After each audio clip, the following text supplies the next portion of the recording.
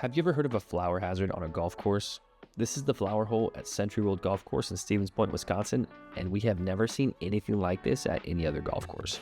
In this video, we had a chance to sit down with the director of golf here, and he told us everything there is to know about the flower hole, from how it came to be, to the maintenance behind it, and the best way to approach it when you play it.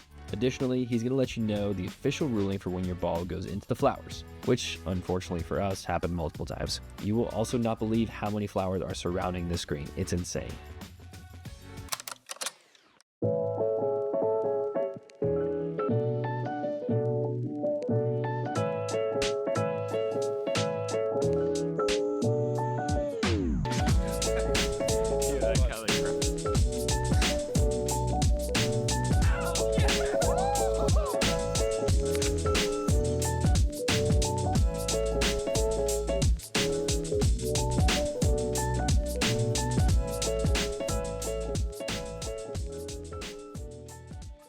All right, let's get into it.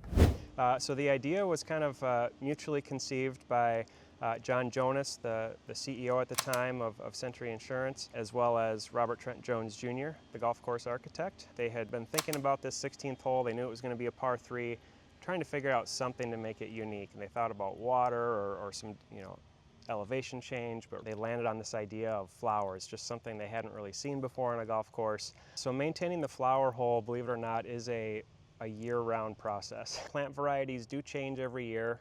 We work with a horticulturist who really helps us dial in what varieties are something that's going to look great throughout the entire season. These flowers go in the ground late May. They don't come out till early October, so we're looking for something that can span that whole time frame and also provide great variety, for guests who come back year to year as well. So something that you will see new this year is a sunflower. It's not really something we've had on the flower hole before.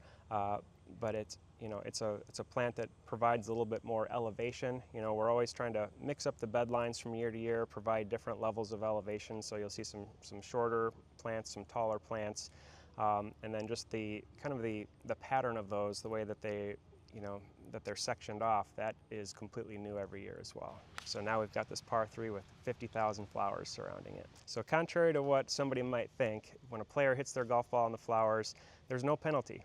You get to drop for free out of there. You think of it as kind of like a ground under repair type of zone from a rules standpoint. Technically, when we've had championships, they play it as what's called a no-play zone, where drop circles are marked and the player drops their ball in the nearest drop circle to where their ball went into the flowers. But Mr. Jonas, our CEO when the golf course was built, decided to implement that rule so that people weren't tempted to go into the flowers and try to play their ball out of those flower beds to avoid a penalty. Do you have any tips to play that hole?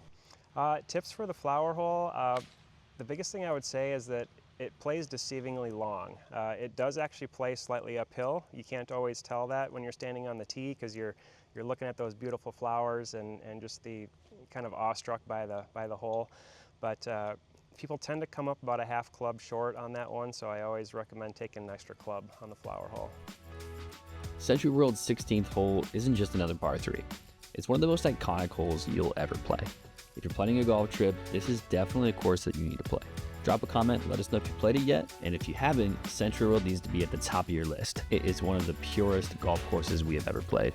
If you liked this video, make sure you hit subscribe because we've got a lot more amazing golf content coming your way.